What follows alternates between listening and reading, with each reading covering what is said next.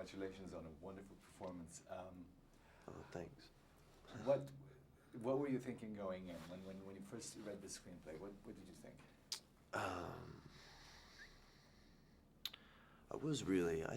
I think it's a really unique piece of writing. You know, I hadn't read anything like it, and I felt like, you know, not only did like the main character have a very unique voice, but I felt like all of the characters had their own distinct voices, and that's kind of rare. You know, usually it takes actors to kind of fill in those roles, but they were also kind of clearly defined in the script. It was pretty great. I just kind of wanted to meet the person who wrote it, you know.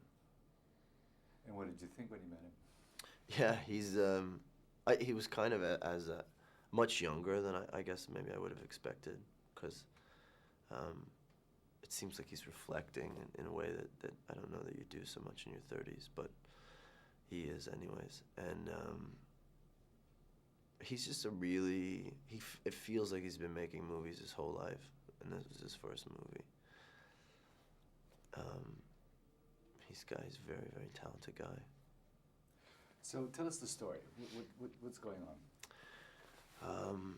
Well, basically there's this kind of crime, a tragedy that happens in the beginning of the film, and the character that I play, Leland, is at the center of it.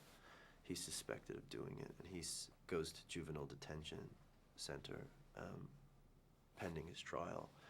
And he meets this teacher who's played by Don Cheadle, who's also a writer and kind of smells a book, you know.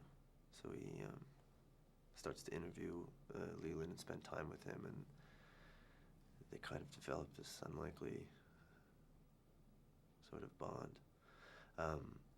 And then it also deals with the loss, you know, because a life is lost, and the effects of that on these two families, and really the breakdown of both of those families, the effects of morality and loss, you know. So it's a fun romp. It's a fun romp about a bunch of kids doing crazy things. So what is it about, though?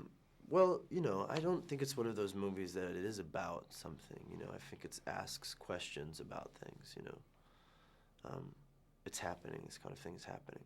It's happened a lot, and it's going to keep happening, and it's kind of trying to take a close look at it and understand it, you know, and not, you know, and throw away what you're told when you read an article, which is that, you know, this kid listened to this kind of music and he played these video games, so that must be it, you know. I mean, it really digs in deep to a kind of a fictitious story that you could easily read in the newspaper. Kevin Spacey plays your dad.